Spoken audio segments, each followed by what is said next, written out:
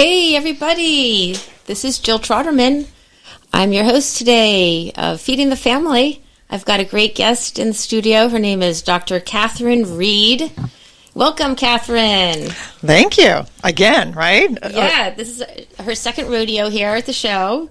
Dr. Katherine Reid is a scientist and author of Fat, Stressed, and Sick. Yep, Fat, Stressed, and Sick, MSG, Processed Foods, and America's Health Crisis. And I was your guest on your first podcast, getting you started here. And so here we are back, obviously talking about food again. We are, and today is episode number 7, and that's exactly what we're going to be talking about. It is the biggest, hottest topic right now, I think, in America, and that topic is junk food and the crisis that we are finding ourselves in America. And there's so much research and common knowledge about how these foods are impacting our society. So I wanted to talk to Dr. Katie about that today. But first, let me read a little bit of a synopsis about what my whole show is about for any of you new listeners out there. And please like and subscribe from your favorite streaming platform. Today I am streaming live from SantaCruzVoice.com in beautiful Santa Cruz, California.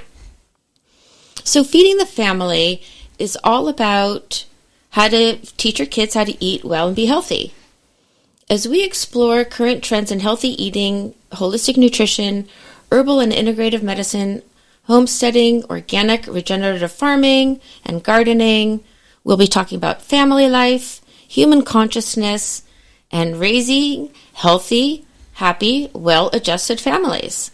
Together, we will check out tasty recipes, the latest food news, current events, and peek into the dark side of what is making our kids, waterways, air, soils, and us sick, and actions we can take to make positive change and solutions we can implement so we can create the world we want to live in. So that's what I'm really all about, is creating the world we want to live in. We can complain all day, every day, and I know a lot of us do, but really that doesn't get us anywhere. Katie and I like to live by examples best we can. Of course, we're not perfect in any stretch, but we do enjoy eating healthy foods. And I think the reason we both do kind of geek out on that is because it feels good. That's all right. That's right. I mean, you know, the proof's in the pudding is if our mood is good and we're feeling good, that means we're doing something right. And definitely I feel a heck of a lot better as we're drinking our brewed hibiscus tea here, which has got great vitamin C. Yummy. So, yep, we are practicing what we preach. Exactly. I'm so glad you brought that up. It's true. I did bring Katie a glass of this hibiscus tea. I was craving vitamin C. There's a lot of sicknesses going around, whether you believe in viruses or not. It's a thing. But hibiscus, and there's so many easy things that you can do every single day to improve your health. And I like to consider myself an animal.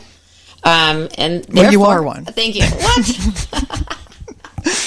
I am an animal, and I do like to remind people that we are animals. And animals inherently have an innate intuition on what they need to eat. In fact, I was listening on the radio over here, getting here to the studio, about chimpanzees and how researchers in Uganda are finding out that chimps actually use plant medicine for healing. They know how to chew up leaves and attend to their wounds with plants. And for some reason, the researchers were really flabbergasted by that. But I thought, why not? Of course they do. All right. And that's what I like to do, too. And that's what I like to do, too. So cheers with our hibiscus tea, cheers Katie, yes. for the vitamin C. And thank you for having me. Yep. Yeah, I'm so excited. So Katie is an author of this fantastic book. And we're going to start today's topic off with the new Surgeon General pick, who is Dr. Casey Means. And she's getting a lot of attention out there in the ether. So I wanted to, let's talk about that. What do you think about her, Katie? Dr. Reid? Yeah, I kind of am very intrigued and quite frankly like the pick. She certainly has the medical education, right? She went through Stanford and got her medical degree and then went on to do residency in Oregon. And then she probably was fairly enlightened to the medical system as not being the best for promoting health. And she is speaking our language, Jill. She is absolutely promoting good, healthy foods and bringing light to ultra-processed foods in the American health crisis. And she's speaking our language with respect to health really should begin with looking at our lifestyle. And what more can we say about our lifestyle than we eat 50 tons of food in our lifetime. Oh, wow. That is an amazing statistic. Yep, 50 tons of food, right? So, of course... Some people eat twice that, but... Maybe I eat 49 tons in my lifetime. But anyway, the point being, we have choices every day, multiple times a day, of what we're putting in our bodies. And the food is a huge component of our health. And, you can often go to these, doctors for various ailments. And very rarely will a doctor say, what are you eating? And that honestly should be the first question that any medical doctor who is actually advocating for their patient should be asking their patients. What are you eating? Because that usually will be the root cause of chronic inflammation and all sorts of things, and that could then progress into other, more serious chronic inflammatory conditions. But it will be exacerbated by continuously eating inflammatory food. So I actually really like Casey Means as the pick. I know there's some controversy. There's debate whether or not somebody should be have medical practice and having seen patients. Right, because she doesn't currently have her license, but it was expired about a year ago. Right. January 2024, I read, or December 2024. Yeah, and so she may have not have a plethora of what we call patients, but I guarantee she's talking to people and working with them like I do on promoting food health. Exactly. And has no doubt made a huge mark in improving the health of our society and nation through advocating better eating, which is what we're doing too. So I'm all for it. She's speaking our language, and for them, them in air quotes. Katie's doing the air quotes of like the medical, establishment saying she's woo woo or woohoo. I'm like, that's exactly why she got picked. Is that for sitting there calling somebody woo woo because they're advocating for better thoughts and better food and so forth is not a conscious. Indeed. She wrote a book called Good Energy. Yeah, I love it. And I think that's a really super cool title, like you mentioned before when we were talking. Yeah. And it's true. And maybe to some people she is woo-woo, but here in Santa Cruz, that's just like pretty mainstream. Yeah. I mean, it's pretty average Joe, tree hugger talk. Yeah. And in my book, I have a whole chapter on energy. I'm so love the energy. And I'm sure she had a ton of metabolics, training and education in her her past. Yeah, but, what kind of energy are you talking about? Are you talking about cosmic energy? Are you talking about physical energy in our bodies and how we're producing our energy? It's the same, right? I mean, so if you think about it, it's like, it's electron flow. And, so obviously we're getting electron flow from calories, but sometimes, calories from foods can also, actually be an energy vampire, right? It's literally stealing or robbing energy or electrons flowing in the right direction for good energy. And this is really true on a very molecular level, because I kind of want to talk about that for a second. Yeah. The electron exchange, because when you have damage from eating these really junky foods that we're going to really dive into, it causes oxidative stress, and that's when your body is giving up an electron molecule. Exactly. Right? So it's all about electron flow, and if you're hindering the flow of electrons in the right direction for promoting or producing ATP, adenosine triphosphate, you are, literally... you're getting robbed, and so inflammation is an energy vampire. Yes, and don't people deserve better? We all are worthy. I mean, honestly, this is actually very sad, because I think it's not about what we're not doing, but we deserve to eat well. We deserve to have good energy. Right. And so a lot of people will say, I deserve that cookie, right? Because there's like this feeling of lack or, I'm denying myself. But, once you kind of retrain the brain saying, no, I'm actually treating myself well because I just had a plate of broccoli, it's kind of changing your mindset, because we are so hooked on these ultra processed foods that are literally stacked against us to rob us or, hijack our whole nervous system, hijack our taste receptors, and making us want to consume more and more of this food that is not healthy, making us feel terrible. Then we feel depressed, and then we want to eat the pint of ice cream. And it's a terrible cyclical cycle, but it's robbing us. It is robbing us. I have a thing called nutrition vampires. We could talk about that later, and that's really about all the junk food. But I think this woman, Miss Means, could really do wonders. And maybe people are afraid of addressing that. Maybe she's getting a lot of pushback, not just because she's not a practicing MD currently, but because she is highlighting these things that people don't really want to deal with. Well, I think, and not just the dealing with, but also the economic side of it too.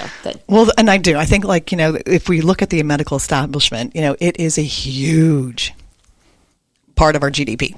Right. And, is unhealthy people keep, the medical establishment running. So, but I also think the medical establishment, the way that they're training medical doctors, I do truly believe people are so indoctrined in that education that they truly believe that they are doing the right thing.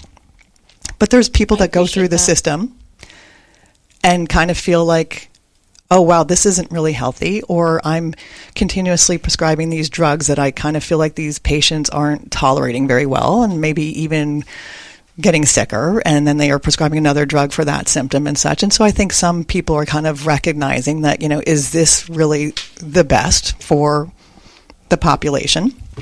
But I think and I respect that with Dr. Means, is that she literally went through, gosh knows how much you spend on an education of Stanford, medical school, like holy Toledo, right? And so to have gone through that education process, the money, the investment, the opportunity cost, and come out of that saying, I think there's a better route. And I did something similar. I went through my PhD in biochemistry, went through my postdoc, was in biotechnology, and I literally traded in the lab bench for the kitchen counter because I felt like I could do so much more for our nation, my family, myself, by saying, you know what, I'm going to really focus on the foods, how we're preparing, the recipes, and really kind of diving into writing a book about the hidden sources of MSG. Right. Thank you for doing that. No, you're welcome. It's a courageous act, isn't it? Yeah. Some would say courageous. Some would say, what? What did you do? How are you going to pay back your medical? Yeah, how do you pay back your student loans? Right. But that's what she's intending to do. And I did hear her in Congress, or maybe it wasn't Congress, but she did there was a big round table with all of these, I guess, MAHA people, the Make America Healthy Again folks. And I thought she was pretty off the charts, spot on. Oh, good. I was impressed with her. Yeah, and I'm not sure how all her stance on everything, but all I can say is I'm completely aligned with her message with respect to our standard American diet is absolutely causing a health crisis. It's 70% of ultra-processed food is what's comprised of the standard American diet.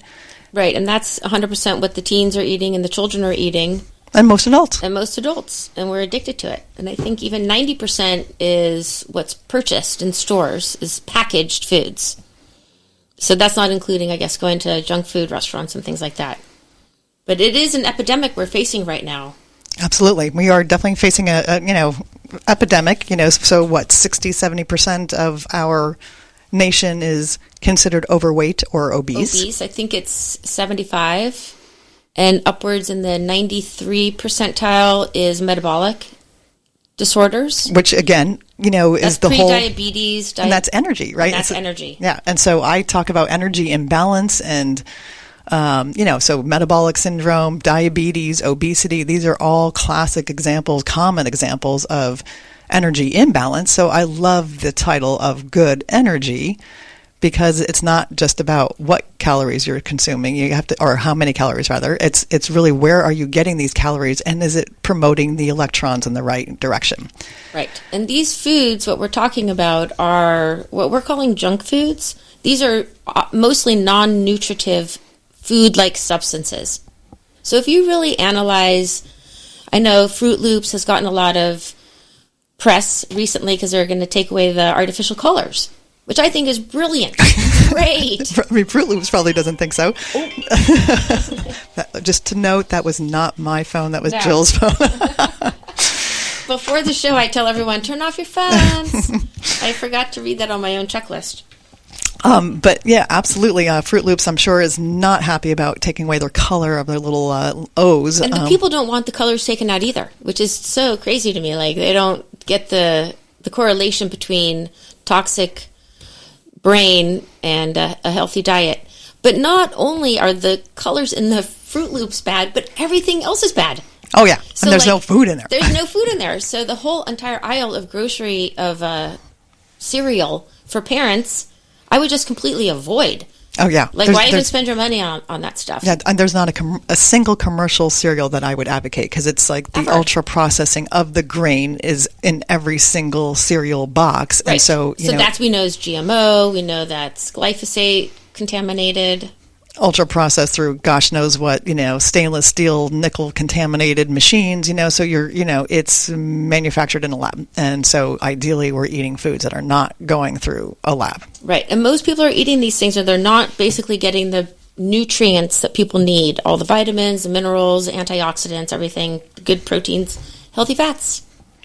Yeah. And, I have a big beef with the whole nutrition, industry too. I mean, I think these vitamins and these minerals and how they're being manufactured are not the way we should be acquiring these nutrients either. You mean like in supplement form? In supplement form. Right.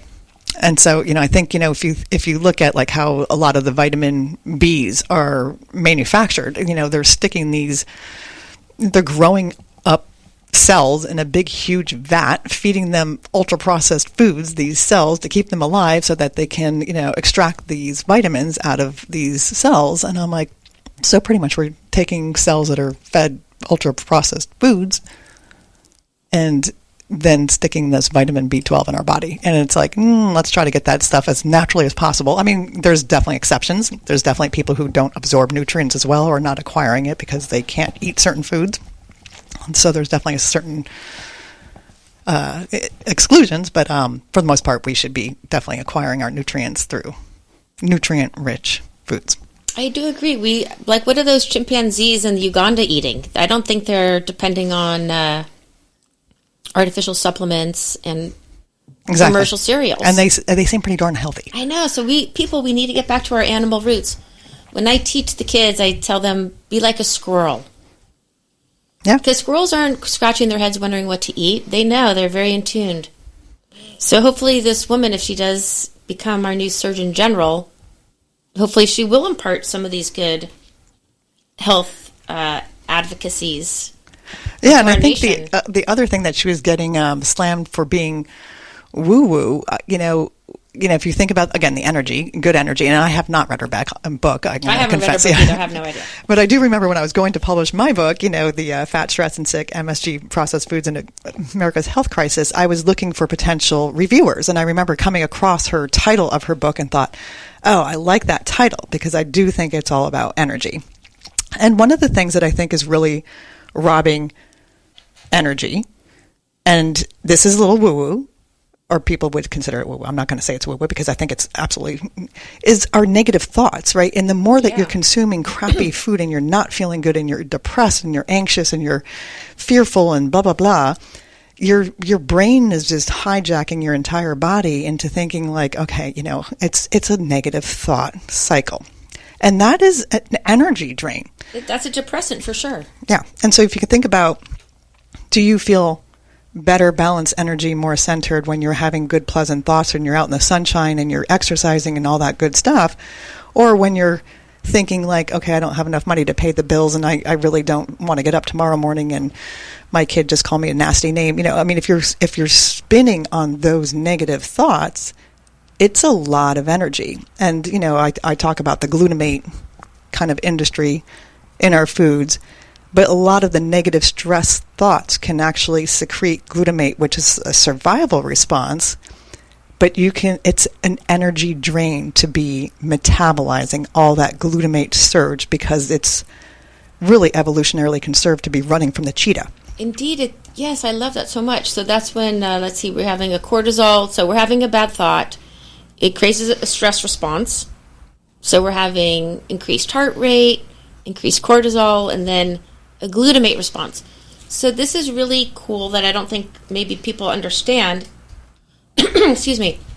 So glutamate is a natural amino acid that is naturally occurring.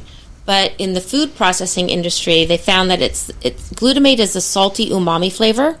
Correct. That was discovered back in Japan, or that was the second one, because the first one was developed or found in Germany in the 1800s.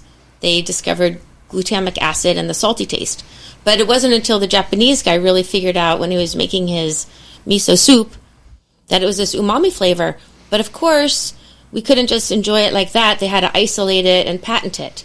And so now this isolated glutamate, correct me if I'm wrong, because you're the expert on glutamates. The glutamate queen here. Yeah, so this is so exciting to learn about and to really deep dive into, because I don't think people get it, is that when it's isolated, it becomes a neurotoxin. It's an excitatory neurotransmitter.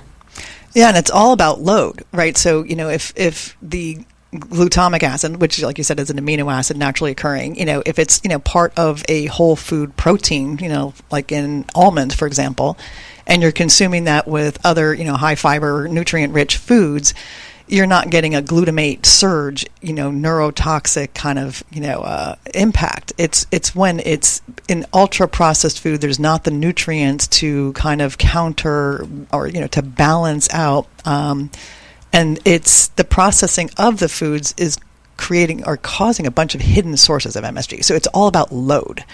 And so we've been, evolutionarily conserved to consume some glutamate in our diets that is just telling our bodies, okay, this has protein or this is a ripe fruit.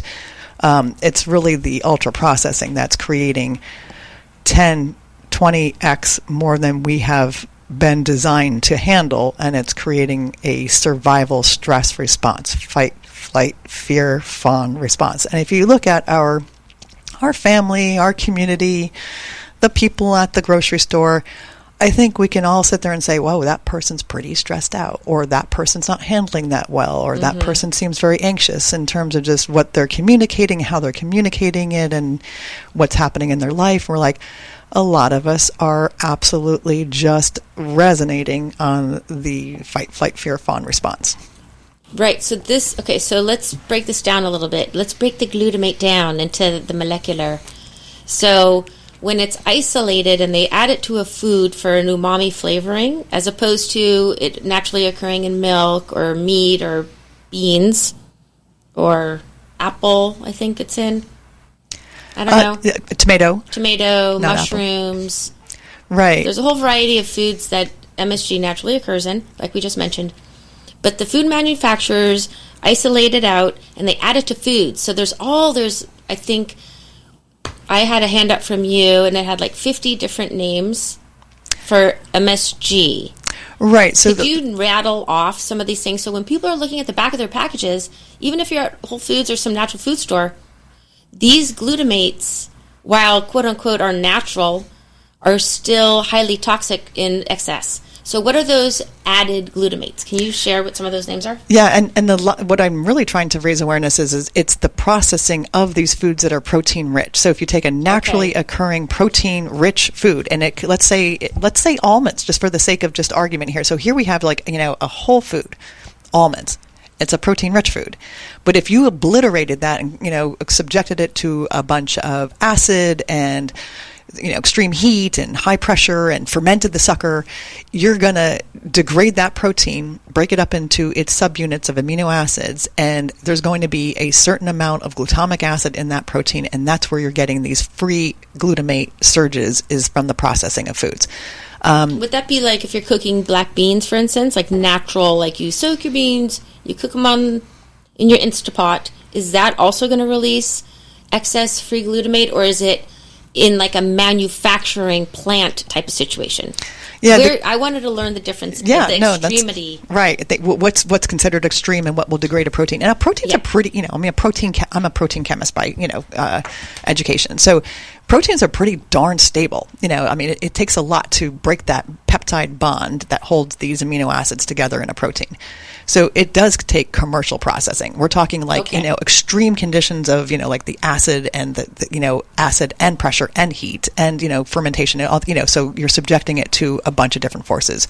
So your black bean example, if you're soaking it, not fermenting it, because if you do ferment it, you'll start to secrete, glutamate with fermentation time.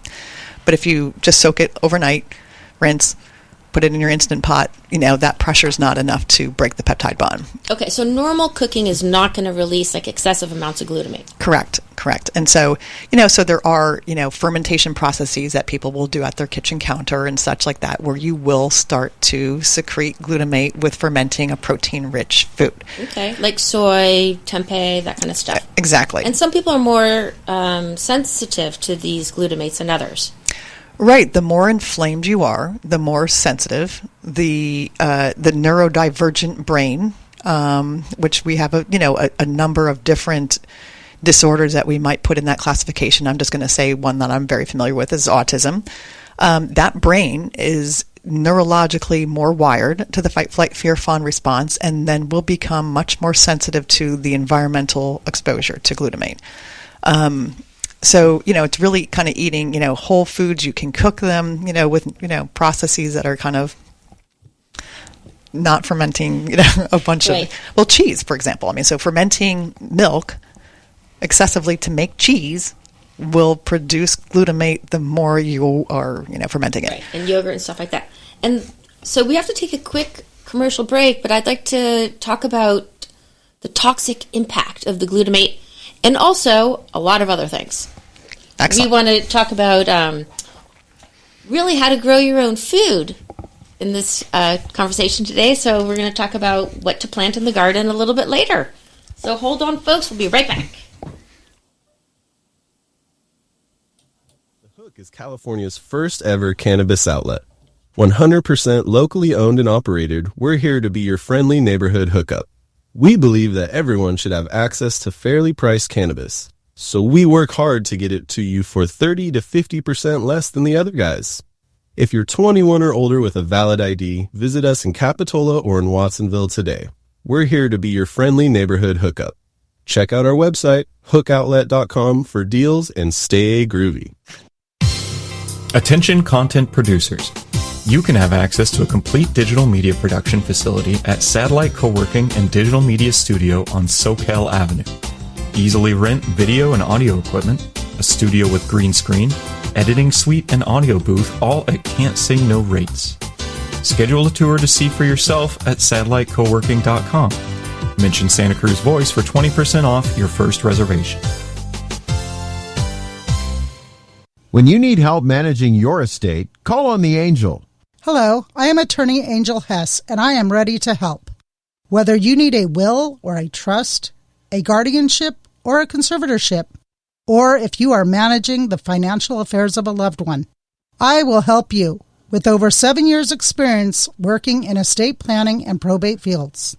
When you need help, call on the Angel, attorney Angel L. Hess at santacruzlegal.net. Do you have a car sitting around you want to get rid of? Donate your car and help veterans and their families. Yes, one fast call to the Veteran Car Donation Program and we'll come and remove your car for free. You can donate most cars, trucks, or SUVs in most conditions. The proceeds raised goes to help active military, veterans, and their families. And you get a tax deduction. Operators are standing by. Here's the number. 800-640-9509. Again, that's 800-640-9509.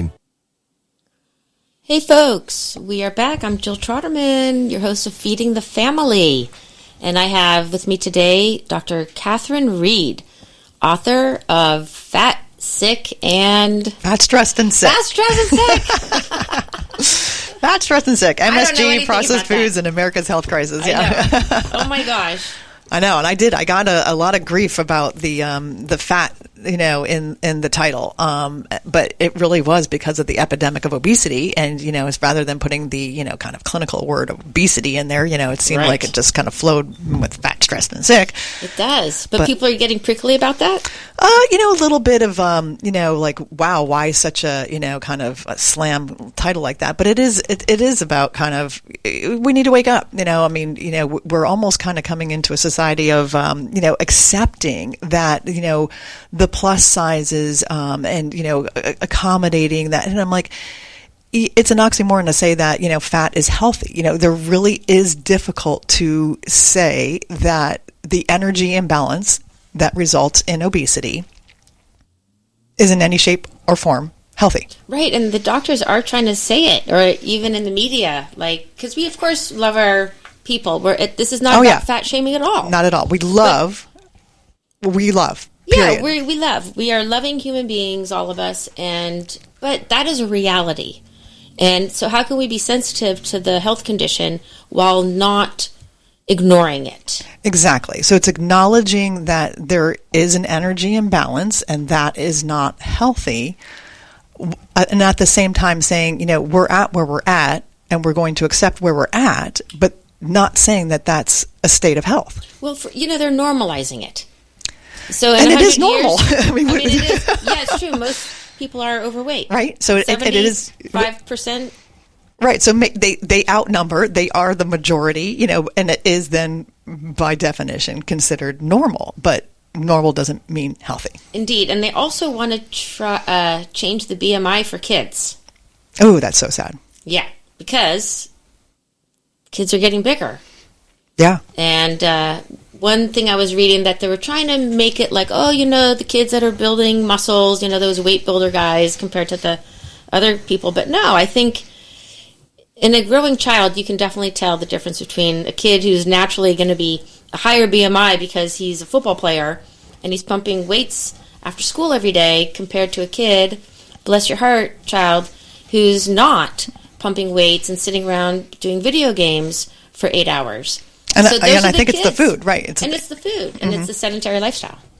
Yeah, the combination, yeah. And I do remember when I was all Michelle Obama's coming out against the food industry and, really kind of saying, eating right and blah, blah, blah. And then, growing foods. And then it changed to let's get moving and put the entire health and obesity epidemic to moving. And I just felt that was unfair. It really is the food industry. It's stacked up against us. And I felt like that really wasn't getting to the root cause of the obesity epidemic. And I was kind of bummed. I was just like, it started off on the right track, and you can tell corporate America, as it has taken over our government, has taken over our nation, the world, got to her messaging. Yeah, it's definitely evil, I would say. It really is corrupt, and it's not just here in the United States anymore. Our bad, sad diet, the standard American diet, is now leaking out into other parts of the world that didn't have this kind of food. And they're seeing the exact same kind of health crisis now that we are. And it is interesting that it's in higher income countries. Right. Because a lot of the other countries that do not have all of the ultra processed foods, which is expensive, you can grow a lot of the other foods that, it's associated with modern societies. Right. Eating out and all that kind of stuff. Yeah. And advertising is a massive factor. Also, there's a couple studies that have recently come out saying just 5 minutes of exposure to junk food marketing will increase a child's consumption of calories by 130. So they're going to take in another 130 calories for a kid, and that adds up after time. So let's see. Back in the day, kids used to see about 11,000 junk food commercials. Now it's 1,000. So they have gone down with the TV. But now the marketers are just going to the YouTube and to the gaming platforms. Yeah. So the children, parents are still seeing these commercials. And there's a lot of correlation to increased bad dietary habits. So pay attention to that. And, it's for parents, it's a battle worth fighting, just as you would try to instill values in your child for doing the right thing or, saying please and thank you and the manners and, maybe you have a religious value in your family. I mean, the value of eating well is incredibly important for the longevity of your family and the genes passing on. And, not enough parents are fighting that battle. And it is a battle. Like you're saying, we are just bombarded everywhere schools, after school functions, in advertisements, we are being bombarded, parties, social, everywhere. And it does School. Yeah, Vending machines in schools, I am ice cream just trucks so done with that. I know. Like, what? Or the teacher feeding the cupcakes at every birthday. I'm like, you got 35 kids in your class. You're going to, have 35 cupcake celebrations. Like, please. I wish schools would just be done with that. Be done with feeding other people's children. I agree 100%. Yeah. And what about fast food restaurants in schools and high schools? What a nightmare that is. Because if it's there, the accessibility, people are going to eat it. And I find that's, true even in my own home. I say to parents, the quality control begins with your home. Do not bring it into your home, because then everybody is tempted, and when your guards are down and you're having the munchies, you're going to grab something that's just got that, yummy flavor, and rather than something that, just grabbing an apple or an orange or something that's just so much more healthy to satiate that kind of whatever. It's a sweet tooth or just kind of something to stave off that little hunger. But yeah, don't bring it into the home. But there is so much outside. So then you have to come up with your plan with, what are you going to do when you go to Betty's birthday party and there's pizza and Doritos and crappy food all over the place? And I tell people, feed your kids beforehand, so that this stuff, it's dilution is the solution to pollution. And it's the more that you're putting in good food.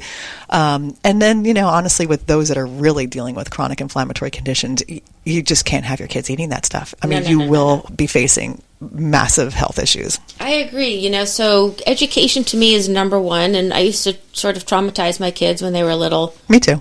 And I did it on purpose, because I didn't want them to be an unhealthy, miserable kid who just feels like crap all the time. So during those Saturday commercials, I would pause the commercial and get in front of the TV and do a little lecture. All right, let's analyze this. So I'm a food manufacturer, and I'm here to sell you this crap food.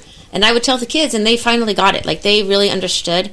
And it wasn't until they understood, you don't want to eat this. There's so many better things out there for you to eat. Mm-hmm. But they had to get it intellectually. And I think that's what the parents have to do, is really get it on an intellectual. I'm sure the parents get it intellectually, but they have to impart it onto the kids. Right. As long as the parents themselves are modeling it right. So, and there's a fair amount in this country that are not modeling good eating. Right. So there's that step, is that you've got to model, all sorts of good lifestyle habits. But if the parents do get it, sometimes they're like, it's just not worth the battle. And absolutely, it is worth the battle, because the consequences will be paid one way or the other, either by you yourself or the child, or your future grandchildren. It really is about longevity and genes being passed on. But it is, and it is what Katie said. Can you repeat that? That's really important. I was thinking about something else, and I wanted to share that. But go ahead. So genes, these things do get passed on. When pregnant women are eating MSG, glutamate, all of these junk foods, it impacts not just the fetus, it will impact their genes moving forward. Yeah, because we do get gene expression upregulated or downregulated depending on environment, and so that then can influence, SNPs, single nucleotide polymorphisms, that are getting passed on, epigenetics, and so it does, so environment does matter with respect to what's getting passed on, and you can pass on. An unhealthy pregnant woman will pass on some of the health issues to their fetus. I know, and this makes me angry, and it's not, I just want to say, it's I have so much compassion for the parents out there. Oh, me too. I really, really it's do. A battle. And it makes me angry, and that's why we started this conversation about this new Surgeon General. Right. And let's see if she's really going to make the changes, because Katie and I are talking, the studies are done. Yeah, There's hundreds, if not thousands, if not millions of studies and research papers around the world that prove what we're talking about. Right. So I'm not even sure where I heard it. It was we need to do a study on ultra processed foods. I'm like, how many freaking studies do you need on ultra processed foods and its impacts? And I don't think we do. And so we've got the classifications of the degrees of processing, ultra processed, the NOVA classifications of foods, and it's we've got the databases, we've got, what people are consuming, you've got the data. The United States corporations, big food, keep preventing from a lot of this stuff getting published. And so it's being published in Canada and Brazil and Germany and all these other countries, much more so than the United States, because big food is blocking a lot of this stuff from exposure. And I bet it's also, sorry to interrupt. Yeah, but it is there. But I'd say the United States is way behind on some of these studies actually getting published on, the effects of United States, population. I agree. So in the United States, we allow 3,000 additive chemicals into our food supply. Europe only has 300. I'm surprised it's only 3,000. It seems like there's just an incredible amount I know. Especially when you consider like a can and some of the coatings or plastic, the coatings that are going on in our food containers. I don't know if that's included in. I think food, it is you're right. Actually. You're right. It's not food additives, but it is in our food. Part of what we're eating. It's right. true. And then the big, huge machines that our food is touching. I didn't realize to what degree nickel contamination is going on with steel machines and you brought nickel. Up nickel, and nickel was one of the things in our lithium battery fire that we had here in Moss Landing. Oh. I think nickel was one of the heavy metals. Wow. Yeah. So, and it's very toxic. So it's a heavy metal. See, so this stuff is really getting into everywhere. Is everyone paranoid enough? Well, so we are, practicing good thoughts because we don't want to Healthy. secrete the glutamate stress response. And so we're like, luckily we can empower ourselves. And sourcing foods is not a trivial task. It's not, but it's worth it. It's so a worth worthy effort. So worth it. And like you said, growing our own food right in the garden is a great way to empower ourselves. And when you see that little basil pop up, you're like, oh, yay. I know. That is like my most exciting thing when I pick a carrot. Oh. I'm like, what? Is this really happening? Mm-hmm. It is like such a high. So we can talk about that, but what do you think really quick, I don't know if this is kind of a dodgy topic, and I do want to have a whole show on this, is with children who do suffer from obesity, doctors and researchers or whoever's pharmaceutical industry, I suppose, is pushing the Ozempic and the GLP peptides on to children. Again, sad. We know the antidote is absolutely lifestyle, and, that is always the place to start. I don't think we have enough time and research on the long-term effects of these GLP drugs on anybody, let alone children. I agree 100%. Yeah. And so it's, the same thing with we were talking about the energy imbalance, epidemic, where we're talking about metabolic syndrome, obesity, diabetes, all of these things, we can empower ourselves to be much better at preventative. And think of how much money this nation would save on health care costs. Well, it's not health care, it's medical costs. Sick care. If we just owned our own health and the health of our families much more so by practicing preventative, eating well is the antidote to obesity. Yeah, so everything's not solvable by a pill, and I think that's one of our biggest problems in America is that we just want a quick solve, and that's not going to be the case. And I really was, when I saw that article, I was like, no, not that for the kids. Oh. Well, I'm even torn a bit on the adults. I'm definitely torn on the adults. Yeah, so but of course at least the children. Adults have some choice. I've been seeing what's happening to the adults with the GLPs. It delays stomach emptying. Yeah, no. So you're not digesting properly. You're having constipation, diarrhea, and then you're losing muscle from all kinds of parts of your body, and it sounds like a nightmare. Well, we talk about metabolics, and I feel very judgy, but well, that's how I feel. We're talking about the promotion of good electron flow and such, and so if you're taking something that's binding to a receptor or an agonist or antagonist to a receptor, you are definitely interfering with metabolism, and so it is as much as possible trying to promote good, healthy metabolism. And the antidote to obesity, obviously would be eating healthy, better and healthier, and it can be done. Let's throw out a few tips for parents. Like, You do too, and I'll do too. Like, what are some quick, easy ways people can stop shopping in the middle of the food stores, not buying all those junk food cereals? Which, by the way, let me just share that they do marketing on how, like, Frosty the Tiger or Tony the Tiger on the Frosted Flakes, which I haven't had since I was maybe 6. But immediately we have an image because it's been blasted into our brain. Everyone knows what that cartoon character is like, but they spend millions and millions, probably billions of dollars on advertising, and they analyze the exact angle of which Tony the Tiger is looking at the child theoretically walking down the cereal aisle. So if you go pull up on your internet right now and you pull up these boxes, you could see the crazy glare. And so those kids are staring at these like scary mascots. Mascots and kind of like authoritative sort of figures of like, It's haunting. I was like, oh my gosh, they're mesmerizing. So the food industry has captured your children. Yeah, with the visual, like you're saying, with the coloring, with the marketing on the packaging, and the ingredients in the food that keep you absolutely just, addicted. It's addictive. It is 100% addictive. But you know what else is addictive? Gardening. What a transition.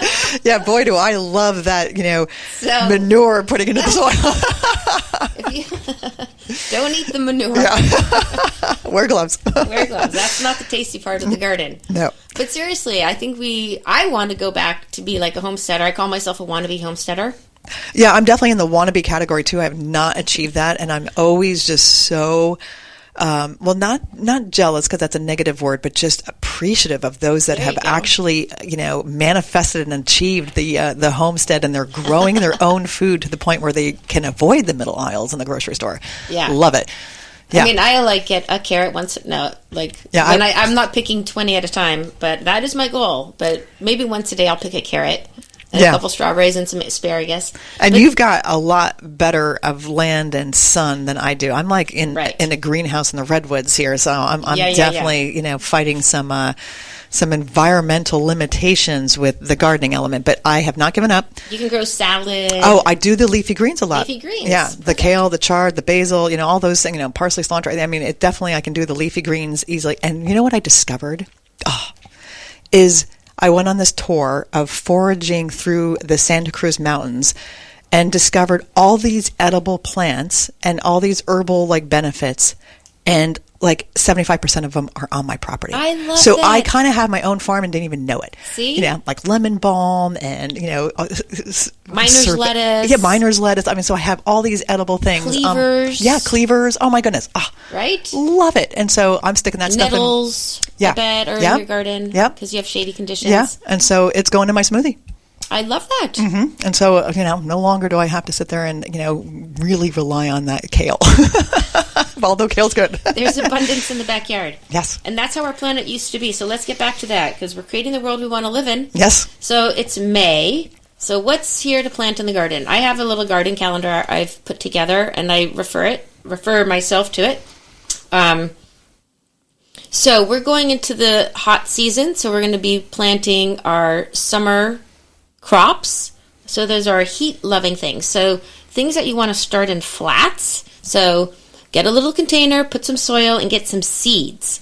So you want to plant beans. That could be green beans. Oh, yeah, that's what I've been picking out of my garden. Oh. Peas. Nice. Oh, my gosh. It is a euphoric experience. I'm there in my garden like, woohoo, eating this delicious thing. And that's what kids really want to have. That experience of eating some fresh asparagus, a carrot, some peas out of the garden, there is nothing like it. Mm-hmm. So if you don't have the land, there's community gardens. There's people all over the planet right now popping up with, there's a guy in LA who is converting people's front lawns into farms and gardens. Yeah, even balconies, growing things in pots or the hydroponic systems, experiment, try it. I think it's all fun. It's all fun, and work with your neighbors and share. So let's say I grow hot stuff and Katie's growing some lettuce. We can share. I can give you lots of lemon balm. I'm not Miner's lettuce, yeah. All right, so let me tell you. We've got beans, corn, cucumber, eggplant, muskmelons, peppers, summer squash, watermelon. So those are the three sisters: corn, beans, and squash. That's what the Indians used to grow, and those grow really well. They're companions to each other. And then you can grow right into the garden, just plunk them right into your garden soil, would be beans, beets, carrots, corn, cucumber, eggplant, greens, onions, peppers, sweet peas, and tomatoes.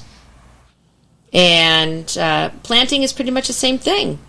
So that sounds pretty easy, folks, right? Yeah, nice.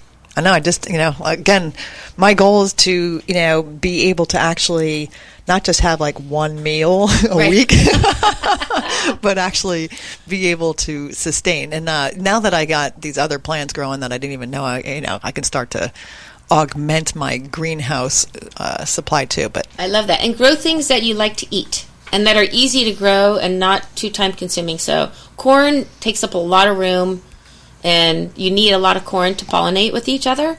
So stick to something like carrots, like I mentioned, or lettuce greens or something like that. So that's that. That's what I have in the garden. And then let's see, we only have a few more minutes left. You were saying about tips that we would give parents. Oh, yeah, let's do some tips really quick. One, it's a battle worth fighting, but, oftentimes when I'm telling parents that we're, trying to change the lifestyle and promoting different foods, if you have young children under the age of 10, I advise not even taking the children to the supermarket until you really get a handle of what is going to constitute, your new family diet, because the marketing, like you just mentioned, is so geared at these kids, and you're dealing with these kids begging for the stuff that's visually very appealing. They know that their palate's just going to be salivating and such. And so that way you're stocking the house with these foods that you then are promoting and giving them two choices. So empower your child with choice. You have this choice and this choice, and both choices are healthy, food options. I love that. Yeah. So be prepared before you go to the store. Yep. And, the other one is, like you said, just avoid the middle aisles. I mean, like your grocery list is like, here, Sam, go get, these 5 ingredients. It's all whole foods. You're kind of teaching your child where these things are located at your local healthy food store, so they can participate in the shopping. But it's not like going down and, like you said, Frosted Flakes with Tony the Tiger. No, avoid that completely. I want to actually put up some yellow tape, like caution tape, in the aisles and do some actions. Like toxic, like red, the skull bone. Yeah, skull and bone, like danger. This is the danger aisle. Yeah. Anyways. So what are some other food? Well, clearly just getting your kids to cook in the kitchen. So getting them to help prepare breakfast. Yeah, the gardening thing, I think, is a great family activity. Gardening. And it could be, even through the winter where you've got seeds that are kind of in your little, whatever place in your house, or, if you do have a greenhouse or not, it can be every season there's something to do with respect to growing food. Yeah, and I think it's canning, jarring, getting your kids involved, I think, is probably the number one thing, and keeping it positive. Yeah. I think that's going to be the take-home message for today. Is check your energy, keep it positive. Keep it positive. We're all here together drinking our hibiscus tea. It's so lovely here. Yep. In our woo land of Santa Cruz. Woo Santa Cruz. Here we go. We'll play another cannabis commercial. But we only have less than a minute left, so I'm here again with Dr. Katherine Reid, and I am Jill Troderman.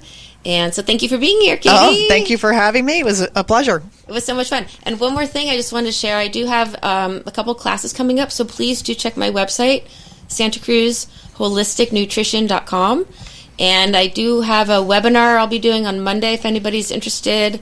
I'll put some social media thing on that. And have a wonderful day. Eat your broccoli and enjoy it. Because it's good and you're going to feel good. And that's the goal. Feel good. Love it. All right, everyone. Peace out.